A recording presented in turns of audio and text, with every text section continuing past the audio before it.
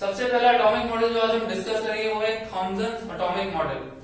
ये most simple type of atomic model है। ये कहता है कि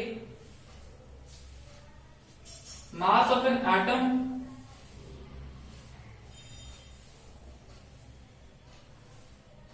मास एक एटम में इक्वली और यूनिफॉर्मली डिस्ट्रीब्यूटेड रहेगा। इसका मतलब कि एक एटम में किसी भी एक तरफ मास कॉन्सेंट्रेटेड नहीं होगा, पूरे एटम में सिमिलर तरीके से मास डिस्ट्रीब्यूटेड रहेगा। अच्छा, मेन कॉन्स्टिट्यूएंट ऑफ मास जो एक एटम का होता है वो होता है उसका प्रोटॉन, क्योंकि हमें पता है इलेक्ट्रॉन का mass as compare to proton negligible रहता है। तो मास इक्वली डिस्ट्रीब्यूटेड रहेगा, इसका मतलब कि प्रोटॉन इस एटम में इक्वली डिस्ट्रीब्यूटेड रहेगा। तो इस पूरे एटम में, इस पूरे सर्किल को या फिर इस पूरे स्फीयर को एक प्रोटॉनिक चार्ज इसमें इक्वली डिस्ट्रीब्यूटेड है। और इसके अंदर बिल्कुल वैसे ही जैसे वाटरमेलन में सीड्स अरेंज रहते हैं, इलेक्ट्रॉन्स अरेंज हैं।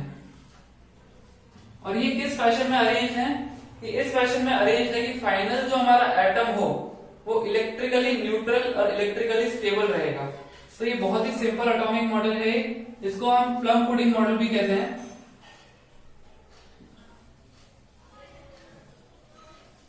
या फिर वाटरमेलन मॉडल, क्योंकि इसको हमने मान लिया एक पूरा sphere similar to red portion of watermelon, और उसके ब्लैक सीड्स जो होते हैं उसको हमने मान लिया इलेक्ट्रॉन, जो कि ये है। तो बहुत ही इजी मॉडल है वाटरमेलन मॉडल और प्लम पुडिंग मॉडल या फिर थॉमसन एटॉमिक मॉडल। अच्छा, अभी ये थॉमसन एटॉमिक मॉडल तो आ गया, लेकिन इसमें प्रॉब्लम क्या था और क्यों एक नया एटॉमिक मॉडल लेके आना पड़ा आगे, इसको हम डिस्कस करते हैं।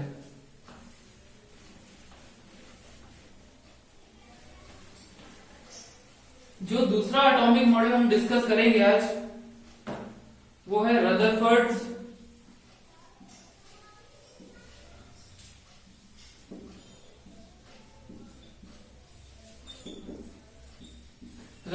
Atomic model. तो रदरफोर्ड ने क्या किया, उन्होंने वेरीफाई करने की कोशिश की थॉमसन एटॉमिक मॉडल को, और उनका वेरिफिकेशन का प्रोसेस क्या था कि एक रेडियो एक्टिव सोर्स से अल्फा पार्टिकल्स एमिट कराएंगे, उसको एक गोल्ड फॉइल के ऊपर स्ट्राइक करवाएंगे, उसके बाद चेक करेंगे कि वो रेडियो एक्टिव सोर्स से जो अल्फा पार्टिकल एमिट हुआ उसका कुछ डेविएशन आया या नहीं आया उसके पाथ में।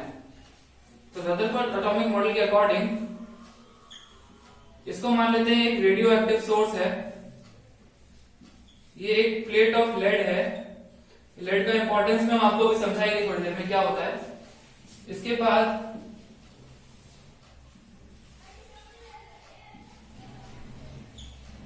ये एक गोल्ड फॉइल है, ठीक है। अब ये रेडियो एक्टिव सोर्स है, इसका नाम है पोलोनियम, और ये अल्फा पार्टिकल्स एमिट करेगा। तो सबसे पहले हम बात करते हैं अल्फा पार्टिकल्स होता क्या है। Alpha particles are nothing but a positively charge helium atom, और इसके ऊपर चार्ज होता है 2 का, पॉजिटिव 2 का चार्ज होता है, मतलब हीलियम 2+। ये होता है हमारा अल्फा पार्टिकल। तो रदरफोर्ड ने क्या किया, इस पोलोनियम से अल्फा पार्टिकल्स को एमिट करवाया, और इस लेड का काम क्या है कि लेड के थ्रू अल्फा पार्टिकल्स पास नहीं हो सकते, इसीलिए लेड के थ्रू अल्फा पार्टिकल्स पास नहीं हो सकते, इसके बीच में गैप है। तो जो अल्फा पार्टिकल्स का स्ट्रीम रहेगा एकदम स्ट्रीमलाइन रहेगा और एकदम स्ट्रेट रहेगा। तो एकदम स्ट्रेट अल्फा पार्टिकल्स गए, ये हमारा हो गया गोल्ड फॉइल, और ये हमारा जिंक सल्फाइड। अभी जिंक सल्फाइड के ऊपर जब भी अल्फा पार्टिकल स्ट्राइक करेंगे तो एक फ्लोरोसेंट लाइट एमिट होगी उनसे, ठीक है। तो ये गोल्ड फॉइल के ऊपर और जिंक सल्फाइड गोल्ड फॉइल के ऊपर अल्फा पार्टिकल्स ने स्ट्राइक किया। स्ट्राइक करने के बाद जो अल्फा पार्टिकल्स पाथ फॉलो करेंगे वो हमको डिपिक्ट होगा कि जिंक सल्फाइड पे कैसी लाइट एमिट हो रही है। तो जो पाथ अल्फा पार्टिकल ने फॉलो किया वो ऐसा था। इसको एक छोटे डायग्राम में मैं अलग से समझाता हूँ पाथ कैसे फॉलो किया अल्फा पार्टिकल्स ने। पहले हम पूरा एक्सपेरिमेंट का पर्पस और एक्सपेरिमेंट में क्या क्या हुआ वो जान लेते हैं। तो अल्फा पार्टिकल्स को अगर थॉमसन एटॉमिक मॉडल फॉलो करना था तो अल्फा पार्टिकल क्या होते हैं? थॉमसन ने बोला था कि चार्ज और मास इक्वली डिस्ट्रीब्यूटेड रहता है पूरे पूरे न्यूक्लियस में। तो बहुत ही कम डेविएशन होना चाहिए था अल्फा पार्टिकल्स के पाथ में जब वो आगे जा रहे हैं गोल्ड फॉइल की तरफ, गोल्ड फॉइल से स्ट्राइक होने के बाद आगे जा रहे हैं। पर एक्चुअल में क्या हुआ, most of the particles followed a very straight path as they were following before. मतलब जैसे कि वो पाथ पहले फॉलो कर रहे थे, बाद में भी पाथ वैसा ही रहा। इसका मतलब कि वो स्पेस एम्प्टी था, उसमें कोई भी पार्टिकल नहीं था, जो कि थॉमसन के प्लम पुडिंग मॉडल को सीधे सीधे रिजेक्ट करता है, क्योंकि उन्होंने बोला था कि मास इक्वली डिस्ट्रीब्यूटेड रहता है और प्रोटॉन्स इक्वली डिस्ट्रीब्यूटेड रहते हैं। अगर प्रोटॉन्स इसमें इक्वली डिस्ट्रीब्यूटेड थे तो जो अल्फा पार्टिकल यहां से गया वो इससे रिपेल होना चाहिए था, क्योंकि प्रोटॉन का चार्ज भी पॉजिटिव, अल्फा पार्टिकल का चार्ज भी पॉजिटिव, तो हर एक पार्टिकल को रिपेल होना चाहिए था, जो कि स्ट्रेट लाइन में अल्फा पार्टिकल जा रहे गोल्ड फॉइल को हिट करने के बाद। लेकिन ऐसा हुआ नहीं और most of the particles straight गए। अच्छा, कुछ पार्टिकल्स का पाथ ऐसे डेविएट हो गया, लेकिन जो सबसे सरप्राइजिंग बात थी, कुछ पार्टिकल्स ऐसे भी थे जो 150 डिग्री और डायरेक्टली 180 डिग्री भी रिबाउंड होके वापस आ गए। अब इसको होने का कारण क्या है वो रदरफोर्ड ने बताया, वो भी हम डिस्कस करते हैं।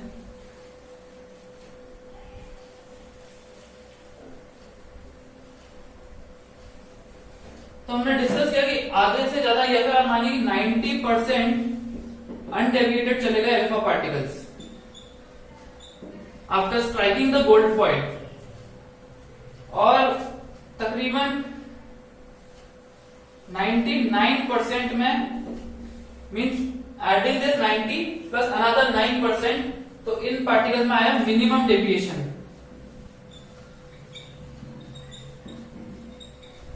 लेकिन 1 आउट ऑफ एवरी 20,000 पार्टिकल ये हो गया बाउंस बैक, रिबाउंड हो गया after striking the gold foil.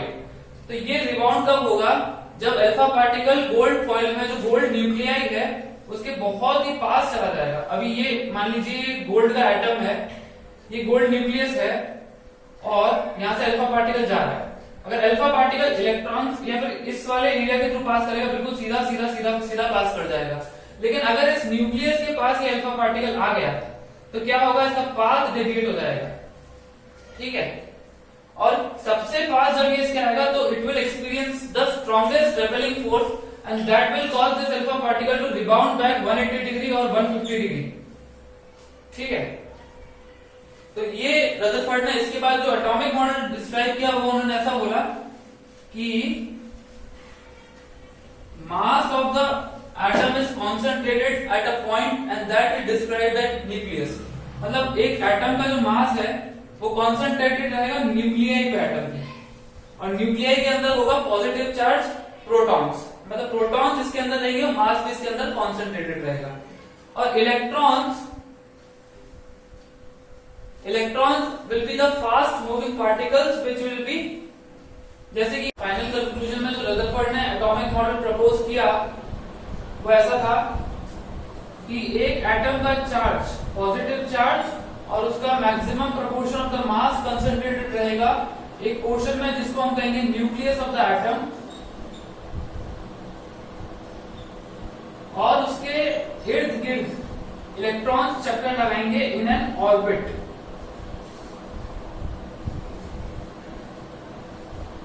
ठीक है, ये रदरफोर्ड ने ऐसा क्यों बोला आपको मैंने बताया था, क्योंकि अल्फा पार्टिकल आया उसका मैक्सिमम डेविएशन तब हुआ 1/20,000 ऑफ अल्फा पार्टिकल का डेविएशन हुआ, मतलब खाली एक अल्फा पार्टिकल का डेविएशन 20,000 अल्फा पार्टिकल्स में से हुआ। और वो रदरफोर्ड ने बताया वो तब हुआ जब अल्फा पार्टिकल ने अप्रोच किया इस न्यूक्लियस को, और इसीलिए उन्होंने कंक्लूड किया कि एक एटम में बहुत ही छोटा सा पोर्शन होता है न्यूक्लियस जिसके अंदर पॉजिटिव चार्ज कॉन्सेंट्रेटेड रहता है और maximum mass of that atom is also concentrated there only at the nucleus. Okay, और ये इलेक्ट्रॉन्स इसके ऊपर चक्कर लगाएंगे। ये बिल्कुल वैसे ही मॉडल हो गया जैसे प्लैनेटरी सिस्टम का होता है, जहां बीच में सन रहता है और प्लैनेट्स उसके इर्द गिर्द पूरा रोटेशन करते हैं अपनी एक फिक्स वेलोसिटी से। ठीक है, फिक्स स्पीड से रोटेशन करते हैं।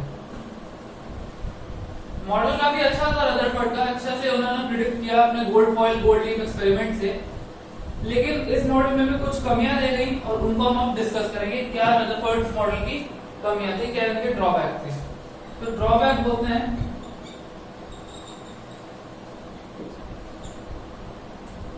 अगर इलेक्ट्रॉन जो है वो न्यूक्लियस के चारों ओर चक्कर लगा रहा है, ये हो गया अपना न्यूक्लियस, ये हो गया अपना ऑर्बिट ऑफ एन इलेक्ट्रॉन, और इलेक्ट्रॉन न्यूक्लियस के चारों ओर चक्कर लगा रहा है। तो अगर ये न्यूक्लियस के चारों ओर चक्कर लगा रहा है, इन दोनों के बीच में है इलेक्ट्रोस्टैटिक फोर्स ऑफ अट्रैक्शन, चारों ओर चक्कर लगा रहा है। ऑर्बिट में, ऑर्बिट होता है सर्कुलर।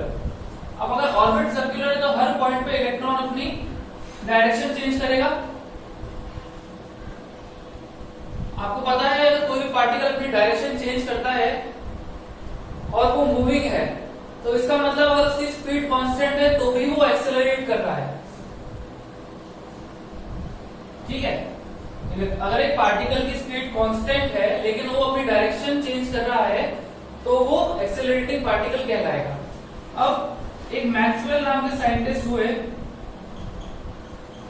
उन्होंने ऐसा थ्योरी प्रपोज किया और ऐसा प्रूव करके दिखाया, अगर एक इलेक्ट्रॉन एक्सेलरेटिंग होगा या फिर अगर कोई भी चार्ज्ड पार्टिकल एक्सेलरेटिंग होगा तो वो इलेक्ट्रोमैग्नेटिक वेव जनरेट करेगा या फिर इलेक्ट्रोमैग्नेटिक रेडिएशन एमिट करेगा। अब अगर इलेक्ट्रॉन इलेक्ट्रोमैग्नेटिक रेडिएशन एमिट करेगा तो उस रेडिएशन की एनर्जी तो कहीं से आएगी। अब वो एनर्जी आती है इलेक्ट्रॉन की काइनेटिक एनर्जी से ही। अब इलेक्ट्रॉन की काइनेटिक एनर्जी को कंटिन्यूअसली और कॉन्स्टेंटली डिक्रीज होना चाहिए। अगर इलेक्ट्रॉन की काइनेटिक एनर्जी कॉन्स्टेंटली डिक्रीज हो रही है तो उसका मतलब कि जो पाथ वो ट्रेवल कर रहा है इलेक्ट्रॉन, जो ऑर्बिट का रेडियस है इलेक्ट्रॉन का, वो कॉन्स्टेंटली डिक्रीज होगा। और डिक्रीज होते होते होते होते एक टाइम ऐसा आएगा कि वो प्रोटॉन की न्यूक्लियस में सबमर्ज हो जाएगा और एटम जो है कोलैप्स हो जाएगा। अब कोलैप्स है तो कोलैप्स होता हुआ एटम तो किसी ने देखा नहीं, तो सबसे पहला ड्रॉबैक ये हो गया। अब हम लोगों को कॉमन सेंस ये बोलेगा कि इस प्रॉब्लम का सॉल्यूशन तो बहुत ही सिंपल है। इसको ये बोल देते कि इलेक्ट्रॉन जो है वो मूव ना करके एक ऑर्बिट में तो है लेकिन अपनी फिक्स पोजीशन पे है as compare to the nucleus of an atom.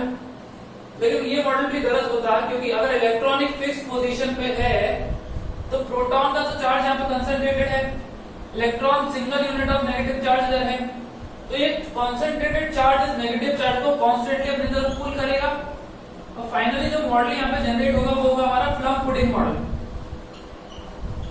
जिसकी फेलियर हम पहले ही देख चुके हैं। फंक्शंस प्लम पुडिंग मॉडल की फेलियर पहले ही देख चुके हैं, तो ये वाला हो गया अपना रॉन्ग। एक दूसरा ड्रॉबैक भी जो इन्होंने बताया, आगे वाले साइंटिस्ट ने जो दूसरा ड्रॉबैक रदरफोर्ड एटॉमिक मॉडल का बताया वो ये था कि रदरफोर्ड एटॉमिक मॉडल इलेक्ट्रॉन की position with respect to nucleus, इसके बारे में कुछ भी डिस्क्राइब नहीं किया, बहुत आर्बिट्ररी और बहुत ही वेग कांसेप्ट छोड़ दिया कि इसकी position with respect to nucleus कहां रहेगी। तो ये दो ड्रॉबैक्स थे रदरफोर्ड एटॉमिक मॉडल के। अच्छा, हमने आपको बताया कि इलेक्ट्रॉन कोलैप्स हो जाएगा, तो उसका आपको टाइम बताएं कि कितने टाइम में एक एटम कोलैप्स होगा in case Rutherford atomic model is right, the time it will take for an atom to collapse will be of the order of 10 raised to the power -8 of a second. So within 10 raised to the power -8 second में वो atom collapse हो जाएगा अगर Rutherford atomic model हमने follow किया। तो Rutherford atomic model भी यहाँ पे फेल हो गया। इसके बाद एक नया एटॉमिक मॉडल जो डिस्क्राइब किया वो था बोर्स एटॉमिक मॉडल। आज की वीडियो में अभी अगर हम बोर्स एटॉमिक मॉडल डिस्कस कर लेते हैं तो बहुत ज्यादा कॉम्प्लिकेटेड और कॉम्प्लेक्स वीडियो हो जाएगा, तो अभी हम रिवाइज करते हैं हमने क्या क्या पढ़ा इस वीडियो में और कुछ इंपॉर्टेंट टॉपिक्स और डिस्कस कर लेते हैं इन्हीं दोनों मॉडल से रिलेटेड। तो पहला हमारा Thomson atomic model. Thomson atomic model ने जो इलेक्ट्रॉन एटम का रेडियस प्रेडिक्ट किया, काफी प्रिसाइज प्रेडिक्शन था, 10 raise to the power -10 metre के ऑर्डर का एटम का रेडियस होगा। ठीक है, दूसरी चीज जो याद रखने वाली है, इंपॉर्टेंट है कि रदरफोर्ड ने जो रेडियो एक्टिव मटेरियल यूज किया था वो था हमारा पोलोनियम। इसका एटॉमिक नंबर था 84 और मास इसका था एटॉमिक मास 209। अच्छा, एक कर्व और बताते हैं आपको। It is the relation between deviation of alpha particles and number of alpha particles deviated. तो इधर हम लेंगे एंगल ऑफ डेविएशन और इधर हम लेंगे नंबर ऑफ अल्फा, एंगल का लिख देते हैं वरना कंफ्यूजन होगा, number of alpha particles deviated. तो ये कर्व आता है इस तरह का। इसका मतलब क्या हुआ कि नंबर ऑफ अल्फा पार्टिकल्स जिनका एंगल ऑफ डेविएशन बहुत कम है वो हाईएस्ट नंबर है और ये अप्रोच कर रहा है 0 के, और नंबर ऑफ अल्फा पार्टिकल्स जिनका डेविएशन बहुत ज्यादा है, एंगल ऑफ डेविएशन बहुत ज्यादा है, वो अप्रोच कर रहा है 0 के। मतलब नंबर ऑफ अल्फा पार्टिकल्स जो बहुत ज्यादा डेविएट हुए, बहुत ज्यादा एंगल से डेविएट हुए, वो बहुत कम होंगे, और बहुत कम एंगल से डेविएट हुए वो बहुत ज्यादा इन नंबर होंगे। अब हम अल्फा रेस, गामा रेस और बीटा रेस के बारे में बात करते हैं। जिन अल्फा रेस को रदरफोर्ड जी ने स्ट्राइक किया था गोल्ड लीफ के ऊपर, उनके बारे में हमने बात कर ली। Alpha rays are positively charge helium nuclei, helium 2 positive having a charge of 2 positive. Beta rays consist of electrons, beta rays के पास इलेक्ट्रॉन्स होते हैं। These are rays consisting of electrons charge 1 negative, and gamma rays are rays which do not consist of any particle having only energy, but these are very high energy rays. तो gamma rays की जो energy होती है वो alpha और beta के comparison में सबसे ज्यादा होती है। अच्छा, हमने देखा कि alpha rays, beta rays, gamma rays, ये तीनों ही रेस किसी भी सॉलिड पार्टिकल को पेनिट्रेट कर सकती हैं, but depending on the energy of these 3 rays, जितना डेप्थ तक वो पेनिट्रेट करेंगे या पेनिट्रेट कर पाएंगे या नहीं कर पाएंगे किसी पर्टिकुलर सॉलिड मटेरियल को, वो डिपेंड करता है। अभी अल्फा रेस की अगर हम पेनिट्रेशन डेप्थ को 1 मान लेते हैं, तो बीटा रेस उसका 100 टाइम्स पेनिट्रेशन कर पाएंगे सेम मटेरियल में, और गामा रेस उसका 1000 टाइम्स पेनिट्रेशन कर पाएंगे सेम मटेरियल में। इसीलिए हम बोलते हैं कि हमारा कोई भी रेडियो एक्टिव सब्सटेंस है वो डेंजरस क्यों होता है फॉर ह्यूमन एक्सपोजर, कि अगर हम उसके एक्सपोजर में आ जाते हैं रेडियो एक्टिव सब्सटेंस के, तो क्या होगा, वो हमारी बॉडी के अंदर पेनिट्रेट कर जाएगा और हमारे ऑर्गन्स और टिश्यूज को डैमेज पहुंचाएगा। तो आज की वीडियो में इतना ही। आज हमने डिस्कस किया थॉमसन एटॉमिक मॉडल, उसके ड्रॉबैक्स, रदरफोर्ड एटॉमिक मॉडल, उसके ड्रॉबैक्स, और कुछ मिसलेनियस टॉपिक्स जैसे कि alpha rays, gamma rays, beta rays. बस इतना ही।